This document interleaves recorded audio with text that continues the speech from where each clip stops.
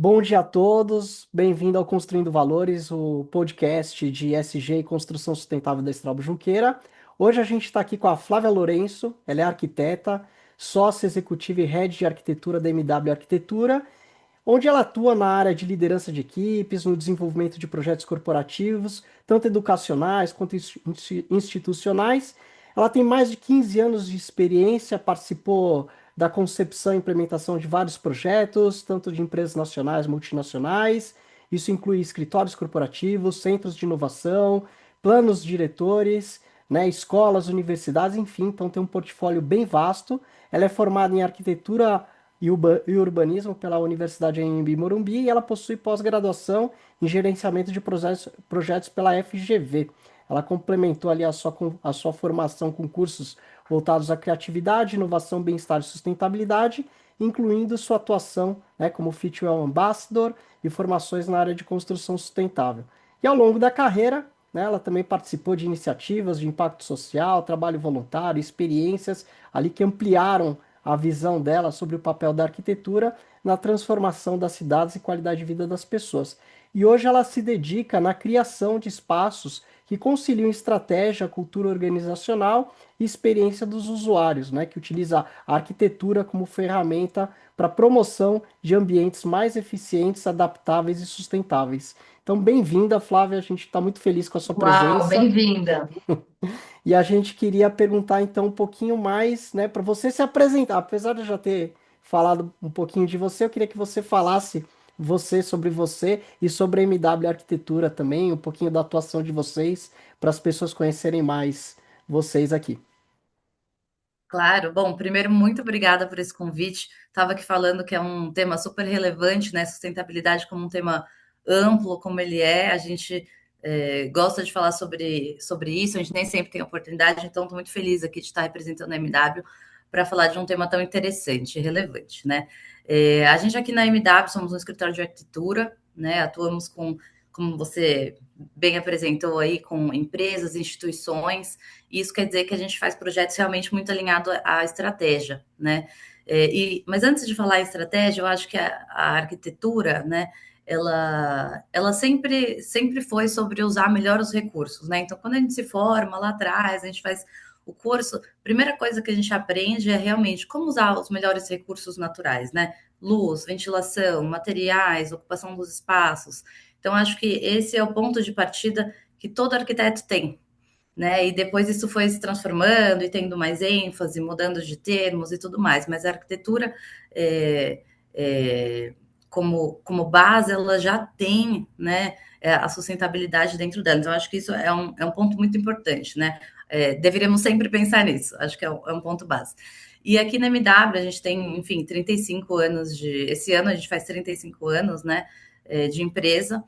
Portanto, a gente tem realmente uma atuação muito robusta em diversos tipos de projetos, em diversos tipos de clientes e diversos desafios que a gente já passou nesse tempo, né?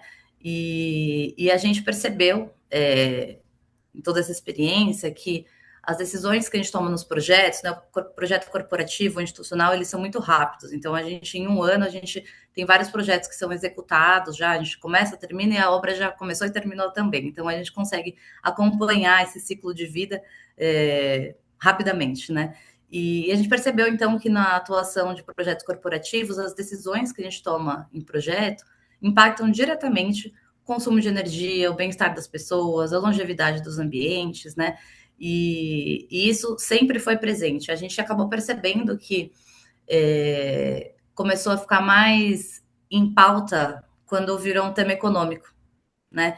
Então, quando as pessoas, as empresas começaram a perceber que olhar para esses temas de economia não era só porque era bacana, era porque também ia gerar uma economia melhor dos recursos e, consequentemente, financeira, né? Então, isso acabou sendo também um impulsionador que a gente percebeu no mercado, quando teve essa virada de chave de entender a importância, né, da preocupação com esses itens, que sempre foram importantes, né? Então, as empresas começaram a medir carbono, consumo dos recursos, eficiência.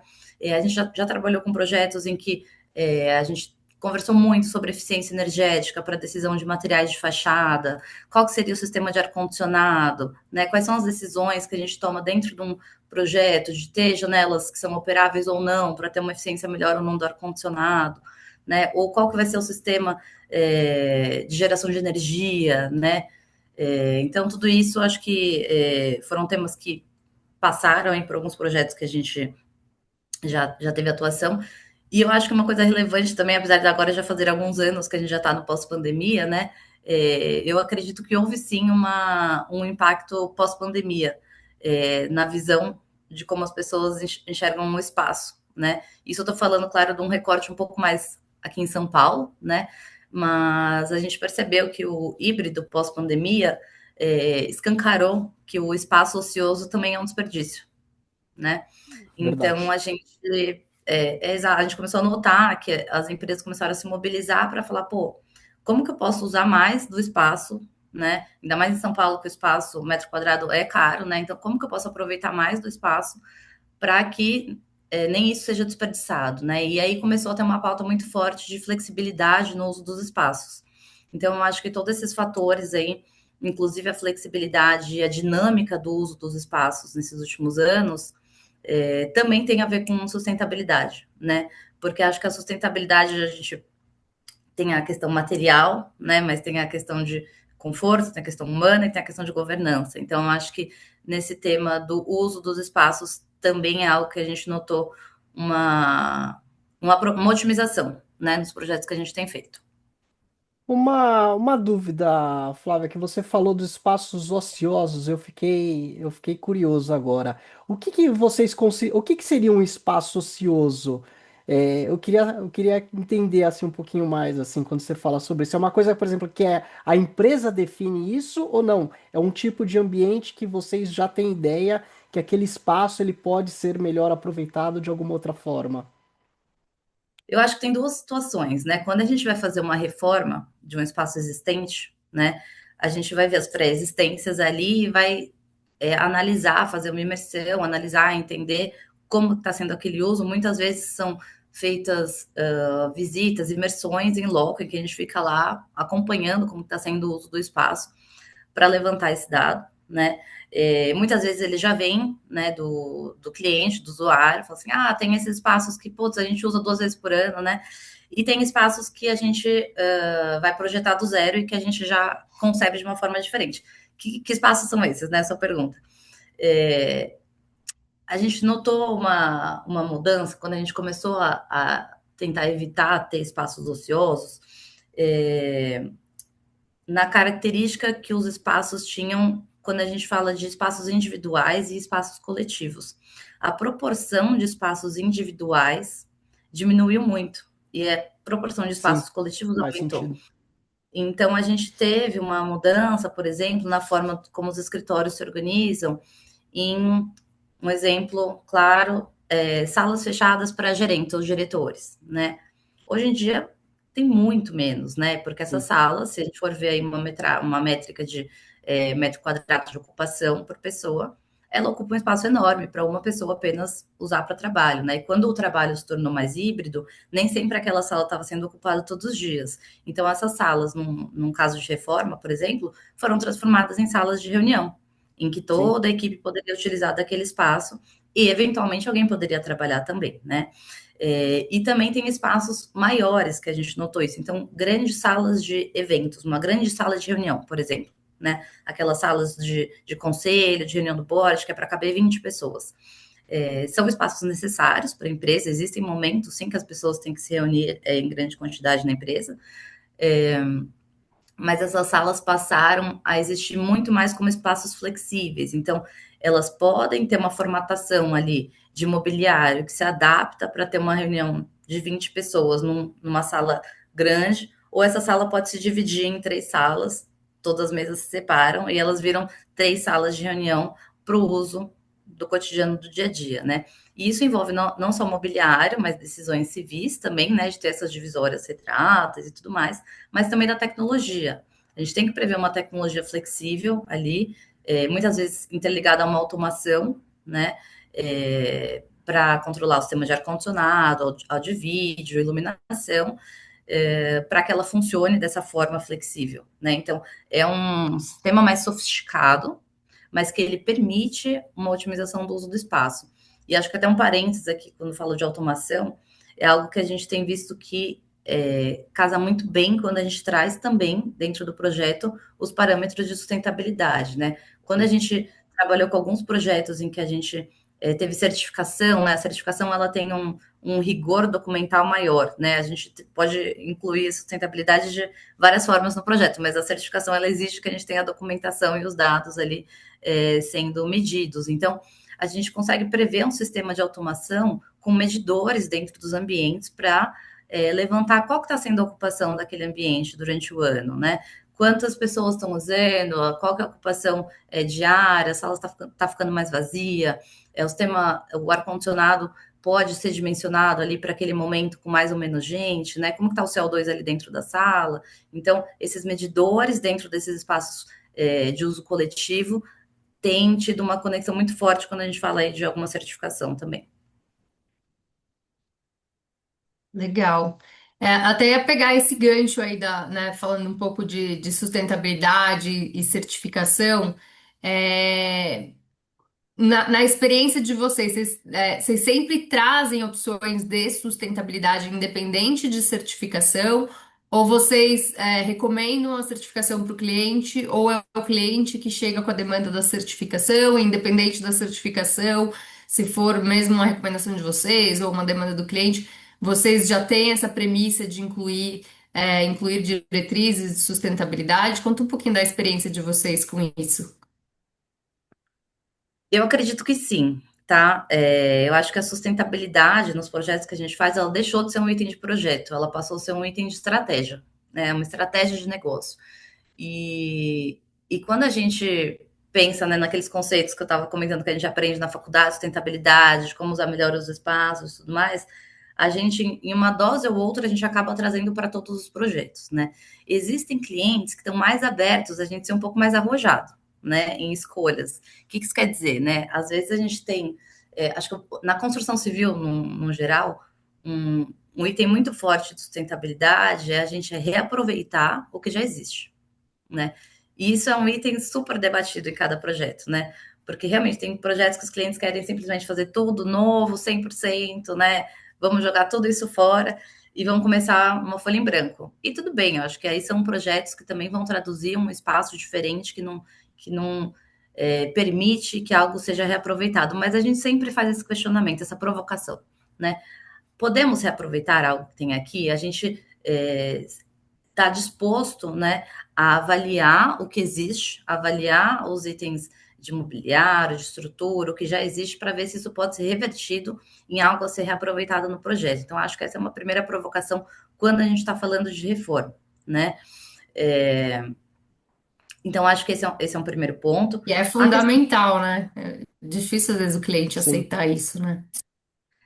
e não é mais simples, pelo contrário, né? Sempre quando a gente vai falar em reaproveitar itens nos espaços, acaba sendo um projeto mais complexo. Então, existem mais variáveis ali que a gente tem que se preocupar e existe uma complexidade maior quando a gente fala em reaproveitar as estruturas ou alguma coisa que já exista, né?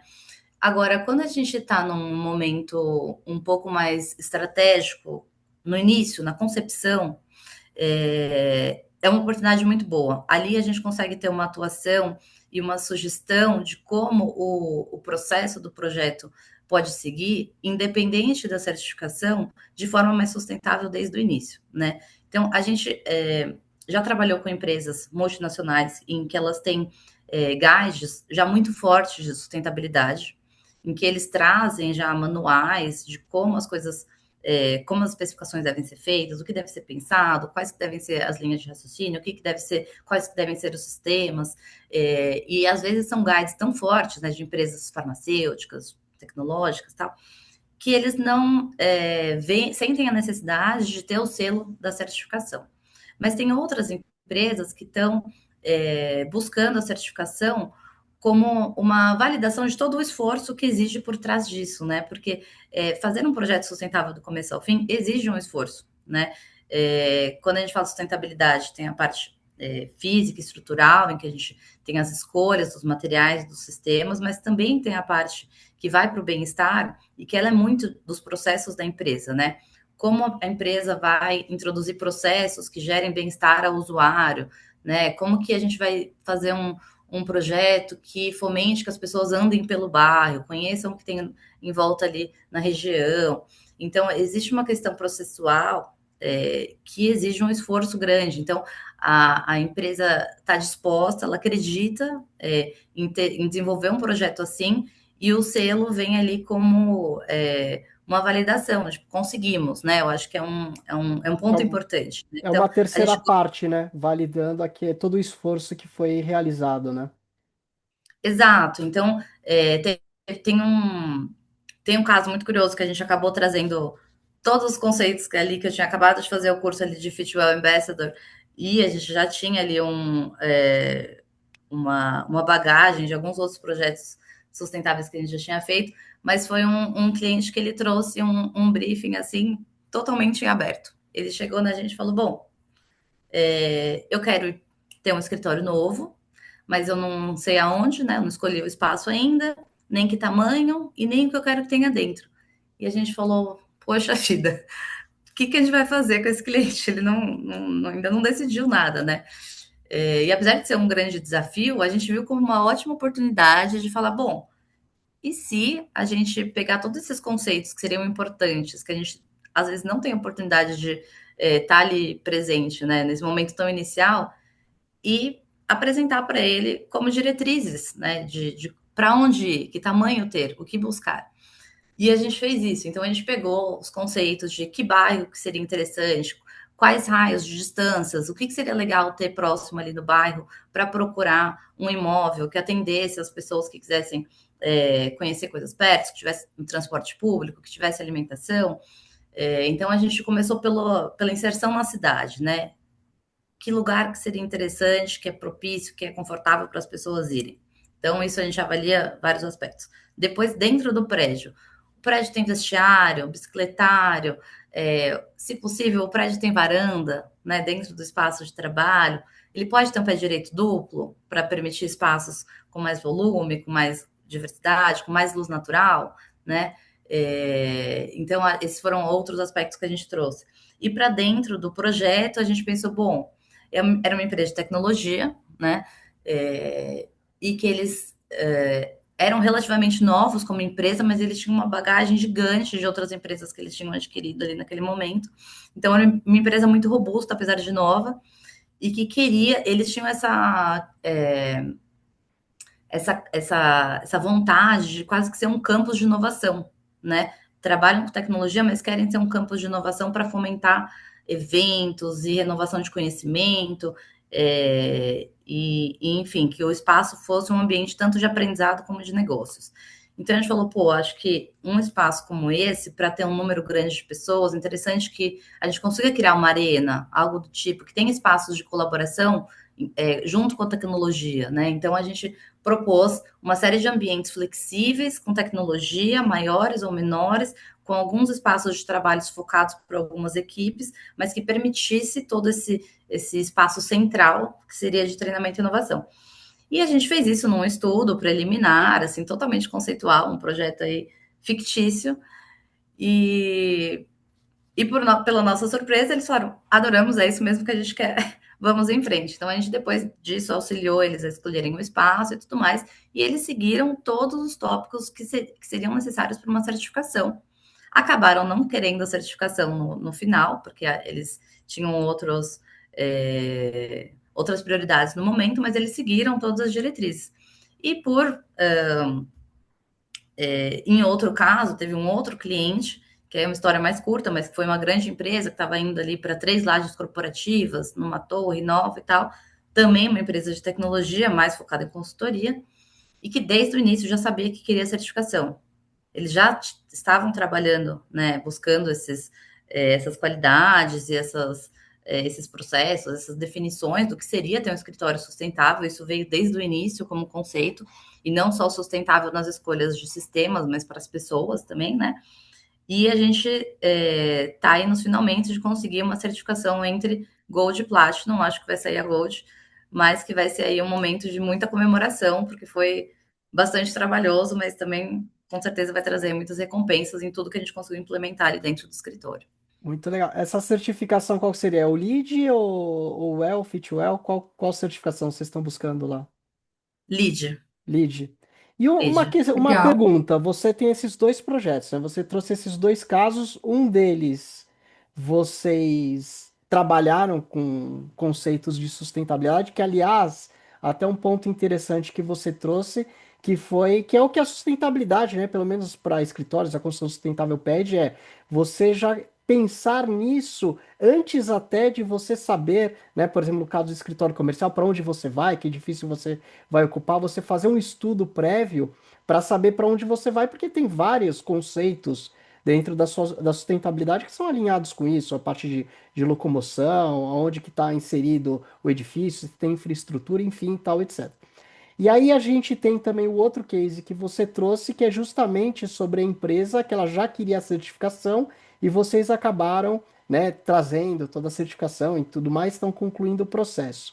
Eu queria perguntar para você, tirando em termos de conceitos de sustentabilidade, houve alguma diferença, não de dificuldade, de documentação, que vai tirar o lead e tal, etc., mas em termos de sustentabilidade de uma forma em geral? O que vocês fizeram, o sistema, por exemplo, de iluminação, ar-condicionado, a parte hidráulica, interior, né? O interior, a parte mobiliário, revestimentos, enfim. Houve alguma alteração entre uma e outra? Ou você achou dois projetos muito similares em termos, do que vocês já propõem, né, em fazer para projetos nesse sentido?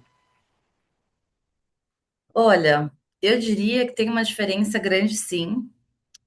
Eu acredito que no projeto que não obteve a certificação, mas que buscou os conceitos sustentáveis, né, para construir o novo escritório, acabou sendo um projeto que o cliente focou, apesar de ser uma empresa de tecnologia, ele focou mais nos conceitos do bem-estar do usuário.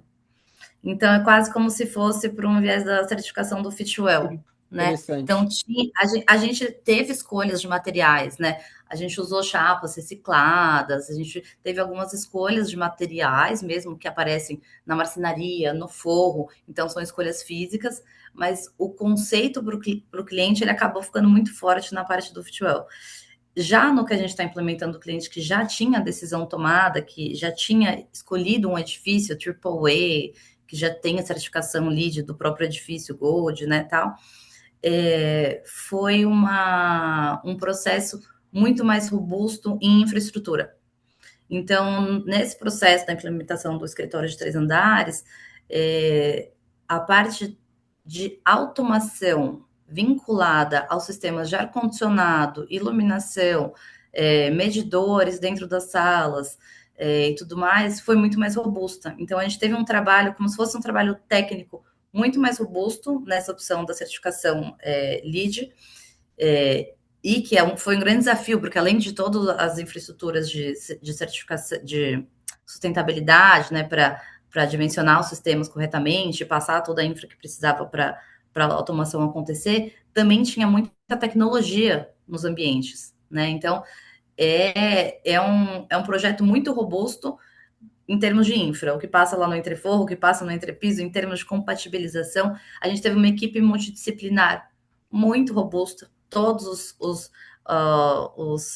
técnicos envolvidos, sejam os light designers, os projetistas de ar-condicionado, de elétrica, de automação, todo mundo teve que trabalhar ali muito junto, envolveu muitas reuniões, envolveu compatibilização de várias formas para que o sistema saísse, né, integrado. Então, eu acho que esse último case focou muito na integração dos sistemas para conseguir uma sustentabilidade mais mensurável. Legal. E é bacana esses dois exemplos que você traz também, porque o primeiro vocês trazem é um papel em branco e ajudaram a direcionar o cliente com base nas diretrizes de certificação, né? E fez total sentido para eles, independente de quererem buscar ou não a certificação no final.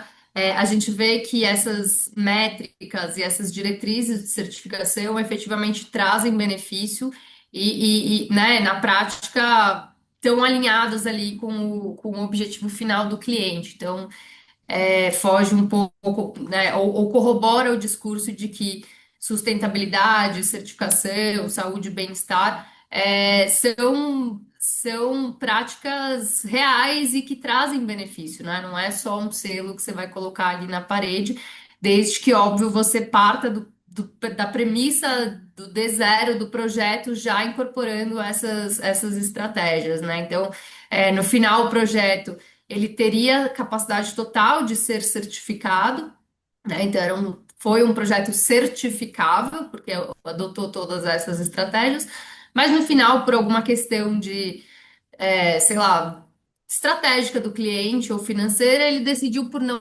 buscar esta certificação, mas nada impede ele no futuro de buscar, porque ele já está qualificável a isso, já foi um projeto bem planejado, isso é muito bacana. E do outro lado, você tem o cliente que já tem a meta ali, vou certificar e quero, é um objetivo, e não interessa o quanto isso vai me custar, né? Então, vai ter uma infra absurda, uma robustez gigantesca, mas isso é necessário para a certificação e eu vou seguir dessa forma. Às vezes a gente pega clientes que vem com um discurso da certificação, mas muito fraco, né? Muito falho. A gente já pegou, inclusive, clientes grandes, multinacionais também, que no meio do processo vem aquela reengenharia toda, porque foi tudo muito mal planejado, né? A certificação era mais um item que tinha que ser atendido ali.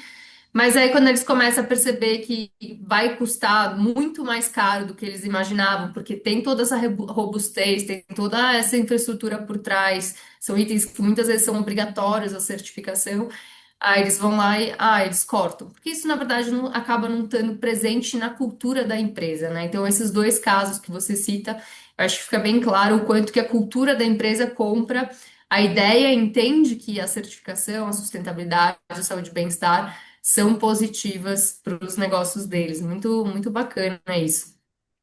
Não, total. E eu acredito que a gente, como arquiteto, a gente acaba tendo um papel de tentar equilibrar as decisões visando o impacto ambiental, custo e a experiência do cliente, né?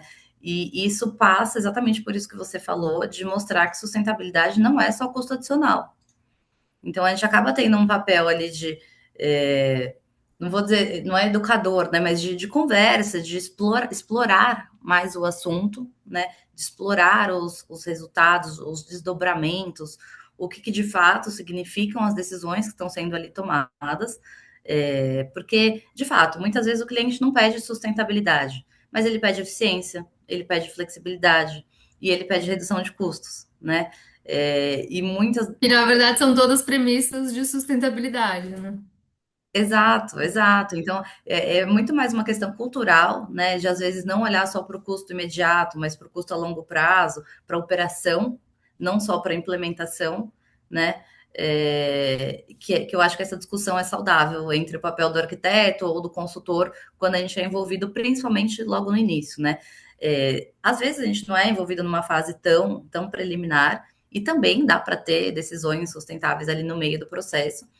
Sempre dá para melhorar, sempre, né, dá para explorar, investigar e tudo mais, mas quando a gente está bem nesse início, eu acho que a gente consegue ter esse papel um pouco mais de explorar juntos e se aprofundar mais no que significa essas decisões que vão ser tomadas. Legal. E Flávia, assim, indo assim, até dentro do que a Luísa trouxe, e até do que você já falou aí dos seus dois cases, por exemplo, o cliente chega, ele chega com foco muito, eu quero a certificação LEED, por exemplo, ou eu quero o Fitwel. Você acha que quando ele chega já com essa ideia, eu quero o LEED ou o Fitwel, né? Quando a gente fala de sustentabilidade, a gente, pelo menos para construção civil, a gente tem o foco da eficiência, seja do escritório, da edificação, né? Energética, hidráulica, enfim, etc. E a gente tem também o lado do bem-estar das pessoas, né, dos ocupantes que vão ocupar aquela edificação. Você acha que quando ele chega com essa ideia, eu quero um lead, por exemplo, que trata mais desse lado da eficiência, ele não dá tanta bola ou ele não se importa tanto com essa parte do bem-estar? E quando ele chega já, eu quero um Fitwel, por exemplo, aí ele deixa de lado, por exemplo, a parte de eficiência. né, você tem, existe isso, assim, dela focar, né, eu quero essa certificação, então vou focar nisso, o resto não me interessa tanto. Ou então eu quero esse lado, também já não vou gastar tanto, por exemplo, com o sistema de ar-condicionado melhor e etc. Olha, é uma pergunta difícil, mas eu acredito que quando o cliente vem com essa decisão, seja muito mais. Acho que talvez tenham dois motivos aí. Um, talvez por conhecimento, talvez o cliente tenha já se aprofundado em mais em um tema do que em outro, e aí ele tem esse viés de ir para um dos temas em que já existe o conhecimento. Mas às vezes também o cliente pode ter uma limitação de energia no que ele vai conseguir focar naquele momento, né? Então fala, pô, se eu talvez não consiga ter duas certificações, mas eu tenho aqui escolher uma das duas que talvez me represente um pouco melhor nesse momento, né? A gente tem lidado com clientes muito mais conscientes ultimamente, né? Então, eu acho que a preocupação existe para os dois lados, na maior parte dos clientes, mas eles às vezes acabam tendo que pesar e ver onde que eles vão conseguir investir mais energia, investimento, né, financeiro também, mas é, eu acho que é direcionar o foco, né? E o que eles veem hoje é que eles já perceberam, né, que o espaço físico também comunica os compromissos de ESG da empresa. Então, isso vem numa percepção de que o fazer um projeto de arquitetura, fazer uma construção nova, né, um escritório novo, um espaço de eventos novo, é um momento de mudança, é um momento de impacto. Então, é um momento perceptível para o cliente de trazer um conceito que vai fazer sentido dentro da estratégia da empresa. Isso já é percebido hoje, né?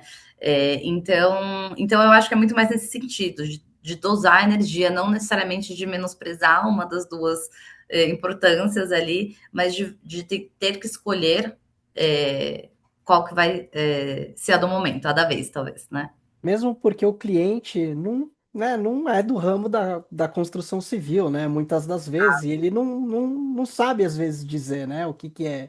Às vezes a gente até pega, por exemplo, até pessoas que trabalham, por exemplo, no SG dessas empresas que acabam entrando junto no projeto, né, para falar dessa parte, vai, de sustentabilidade, seja da eficiência do edifício, seja da parte, de bem-estar das pessoas, a gente às vezes consegue ver, né, que a pessoa também porque o SG ele é muito amplo, né? Então a pessoa ela tá dentro do SG daquela empresa trabalhando com determinadas, né, determinadas áreas dentro do SG, mas que dentro, quando a gente parte para dentro da construção sustentável, às vezes até um mundo novo para ela e que ela precisa também de um direcionamento para, é o que você falou, né? Fazer essas tomadas de decisões, né?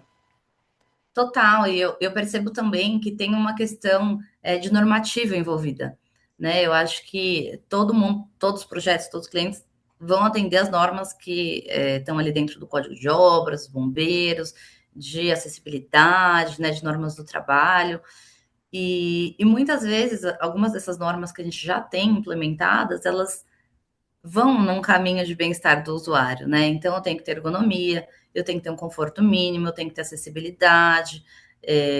A inclusão é um tema que está sendo bem debatido, já introduzido também em algumas decisões. Então tem algumas normativas que, por serem obrigatórias, acabam já sendo mais facilmente implantadas na questão do bem-estar do usuário. E talvez nas decisões mais técnicas de escolhas de materiais, de escolhas de sistema, isso fica um pouco mais vago, porque eu posso usar um sistema ou outro que atende a norma, só que um é mais sustentável que o outro, né? Um é mais eficiente que o outro.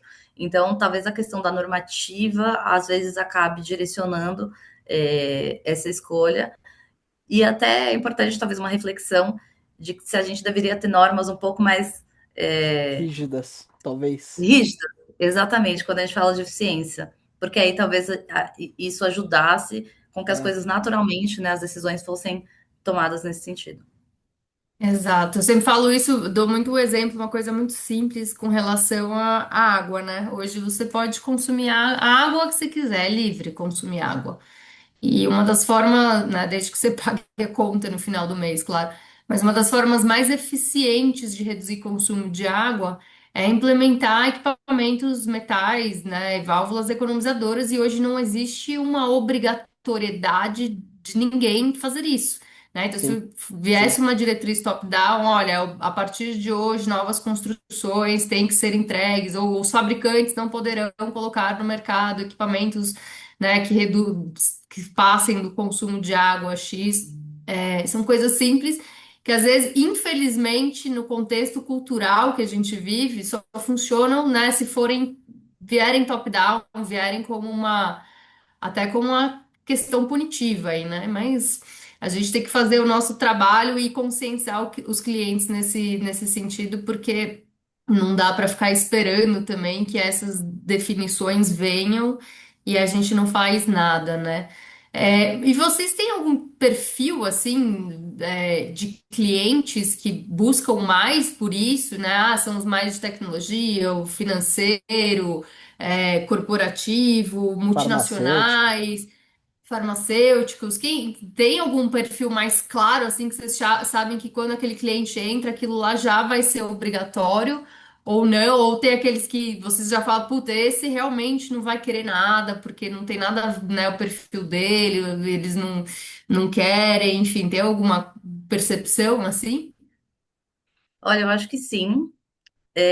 Eu vejo muito que as farmacêuticas, por estarem numa indústria de muita pesquisa, né, sempre vem com a sustentabilidade embutida em tudo que vai ser feito, né?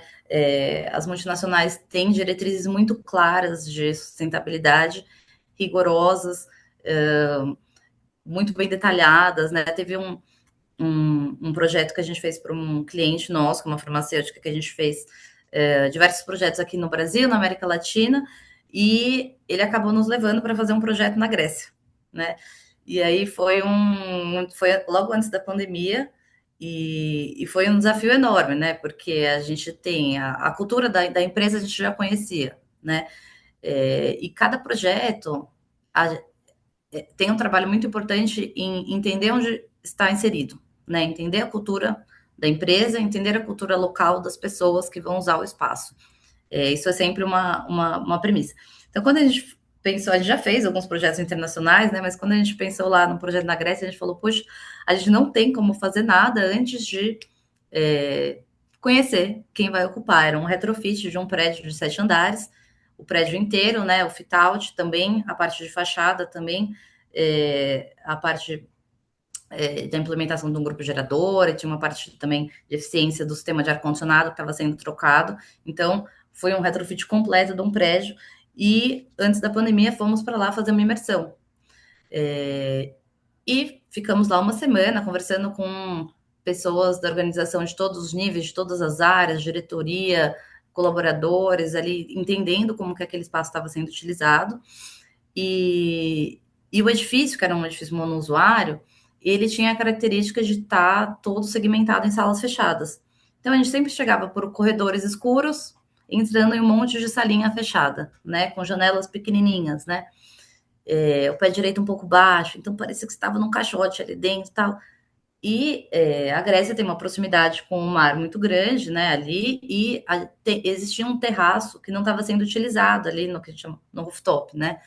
Então, quando a gente chegou lá no rooftop, a gente viu a vista da cidade, assim, lindíssima, ampla. A gente falou, nossa, a gente tem que tirar partido dessa vista e explorar mais a iluminação natural para dentro desse projeto, né? E a gente foi estudando, em paralelo, os guides da empresa no que dizia em respeito a como que dessa empresa deveriam ser, como que deveriam ser tomadas essas decisões em relação ao desempenho térmico do vidro que vai ser escolhido, da solução de sombreamento nas fachadas mais ensolaradas, tudo mais. Tudo isso já eram diretrizes da empresa, já formatadas. Então, eles tinham é, uma, um guia de arquitetura muito robusto, o que foi muito bacana, né? A gente percebe aqui que cada projeto que a gente passa, a gente aprende coisas novas, né? Eu acho que é da profissão do arquiteto aprender para o resto da vida. Então, a gente aprendeu muito nesse processo, a gente estudou muito junto com a equipe técnica que desenvolveu esses guias, e foi um projeto não foi nem 4, foi 6 mãos, porque a gente teve que ter tinha uma equipe local para ser um escritório de arquitetura, é, né, local, porque o projeto executivo tinha que ser escrito em grego.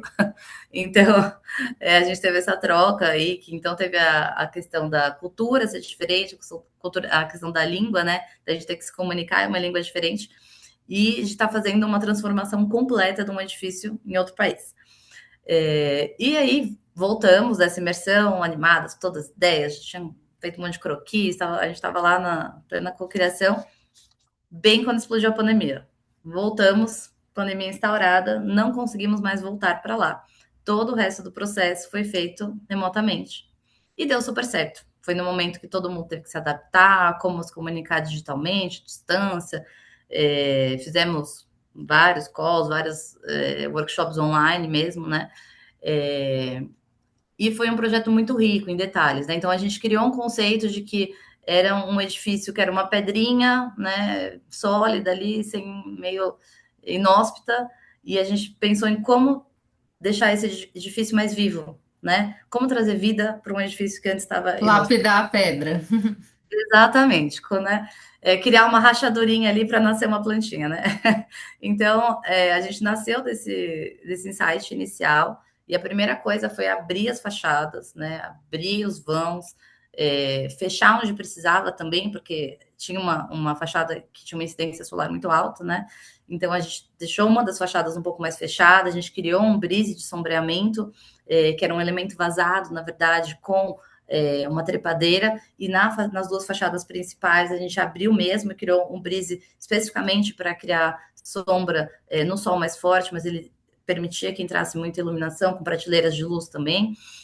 Então teve essa questão da decisão dos elementos de fachada, as partes que a fachada era cega, a gente trabalhou com fachadas ventiladas, né, o que também é importante para o tipo de clima que eles estão, e com uma solução de construção rápida, né, e limpa. Então, em vez de um revestimento aderido, a fachada ventilada, ela permite ali a ventilação entre, né, a alvenaria de vedação do prédio e o elemento cerâmico. Então, cria ali um colchão de ar interessante para fazer essa regulação térmica do edifício. E dentre outras decisões, né, escolher um carpete que era feito de redes de pesca recicladas, né? Então, tinha a ver com a cultura e tinha a ver com a sustentabilidade.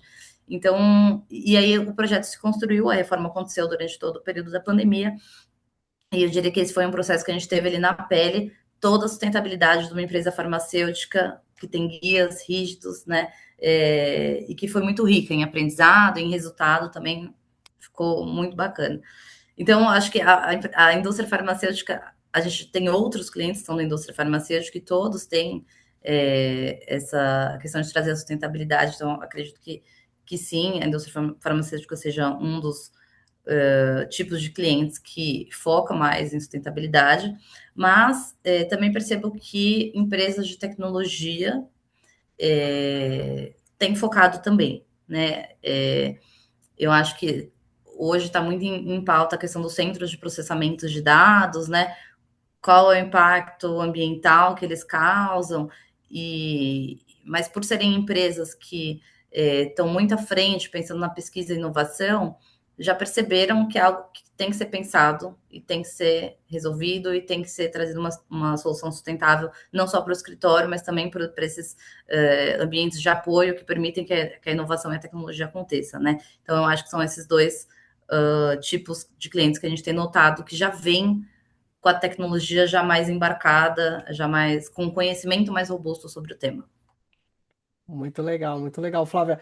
E bom, vamos, antes da gente caminhar para o grande finale, eu queria fazer mais uma pergunta para vocês, porque até agora a gente falou em como a MW Arquitetura leva, né, a sustentabilidade para os seus clientes. Agora eu queria fazer uma pergunta inversa.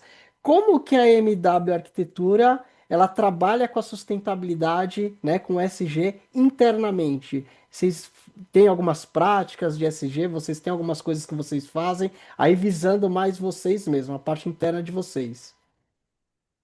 Olha, bem interessante a pergunta.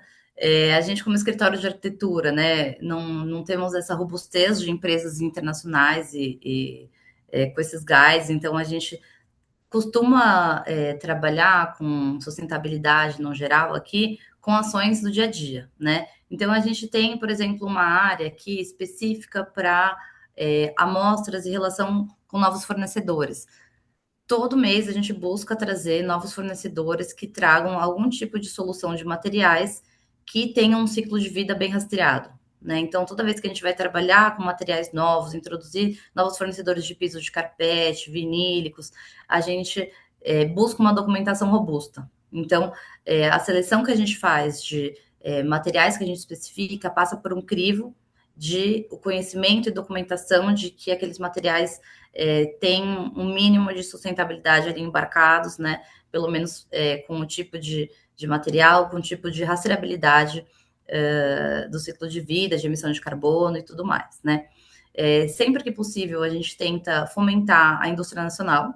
Então, a gente tem um conhecimento muito robusto de quais são os fabricantes nacionais em que a gente consegue, em vez de importar muitas vezes um produto, né, que vai gerar uma poluição pelo produto estar sendo trazido de fora, quais produtos que a gente tem aqui que são fabricados e que são de qualidade, que a gente pode trazer de mais perto e que vão ter um bom atendimento, né, no pós-venda. Então, a gente busca muito entender quais são nossos potenciais aqui da indústria nacional e trazer isso para dentro dos projetos, né? E internamente, eu diria que são ações mais micros, mas são ações desde a gente ter uma equipe muito diversa, uma equipe que tem uma integração muito aberta aqui no escritório, é uma equipe, a gente tem uma mescla ali de faixa etárias, né, de experiência entre a equipe, é um ambiente muito leve de trabalho, em que a gente tem sim responsabilidades, a gente tem sim metas a serem cumpridas, mas no geral a gente tenta trazer sempre alguns eventos, algumas integrações entre a equipe, algumas ações pequenas de frutas, algumas ações que fomentem das pessoas se reunirem para fazer exercício, né? Então a gente tem essas pequenas ações que a gente acha que repercutem aí no dia a dia de quem está realmente aqui todos os dias, né? No nosso formato de trabalho, a gente acaba tendo um formato que é um pouco mais presencial, a gente, pelo formato com que os projetos são feitos aqui, né? São muito dinâmicos. A gente às vezes tem que ter decisões muito rápidas, a gente prefere estar um pouco mais próximo, até mesmo para trocar mais e os projetos saírem mais criativos, né? A gente gosta de estar um pouco mais perto, mas com bastante flexibilidade, eu acho que isso traz um bem-estar aqui também para quem está vindo todos os dias e contribuindo aqui nos projetos que a gente faz. Acho que um último ponto que a gente também traz aqui, às vezes a gente até esquece de falar, mas que eu acho que é super importante a questão dos treinamentos. A gente tem uma agenda de treinamento durante o ano, de temas diversos, né? Então, já tivemos sobre acústica, sobre iluminação, sobre sistemas de instalações de ar-condicionado, de bombeiros. Talvez um tema que a gente possa trazer mais seja a própria sustentabilidade. A gente nunca trouxe aqui para a equipe, para difundir mais o conhecimento com todos, especificamente sobre alguma certificação. Acho que isso pode ser algo que a gente possa colocar em pauta, mas essa questão do treinamento Conta com a contínuo. gente. Boa! Vamos falar então, porque eu acho que realmente às vezes a gente que está aqui liderando os projetos, a gente já passou por muitos processos em que a gente teve essas pequenas imersões, ou até já tivemos algum tipo de estudo sobre isso, né? Mas para a equipe que está no dia a dia, é super importante também conhecer esses conceitos que estão por trás das escolhas de projeto, né? É isso aí. Não, muito legal, Muito muito. legal. A gente, inclusive, já fez alguns treinamentos em escritórios de arquitetura. Isso Sim, é sim. fundamental. Que ótimo. Então, muito, muito legal, Flávia. Eu queria que você deixasse então uma mensagem final, né, para todo mundo.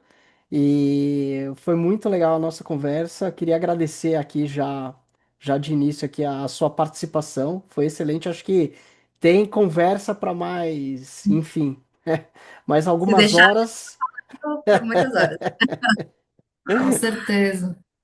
E Bom, parabéns pelo trabalho de vocês, Com pela certeza. iniciativa, né? Projetos muito bacanas aí, que bacana. não, obrigada a vocês. Eu acho que esse tipo de iniciativa de gerar essas discussões, essas conversas, na verdade, é o que fomenta e é o que provoca as mudanças que precisam vir, né? Então, a gente falou dessa questão normativa, a gente falou de treinamentos. Eu acho que quando a gente não fala sobre isso, a gente não gera mudança. Então, é muito importante gerar essa provocação e fazer o conhecimento chegar em mais lugares. E se fosse deixar aqui uma mensagem, eu diria que trabalhar com sustentabilidade não é abrir mão do conforto, não é abrir mão da estética e não é necessariamente ter custos adicionais, né? É projetar com mais inteligência, pensando não só na entrega da obra, mas em todo o ciclo de vida daquele espaço, né? Desde quando a gente projeta até a pós-ocupação, como que a operação vai acontecer dali para frente. Muito legal Bacana. e É isso ótima aí. mensagem. Tá ótimo, gente. Parabéns, Obrigada Flávia. pelo convite. Sucesso. Obrigado, obrigado, Obrigada a Flávia. você. Tchau, tchau. Tchau, Até tchau. mais, Até pessoal. Valeu.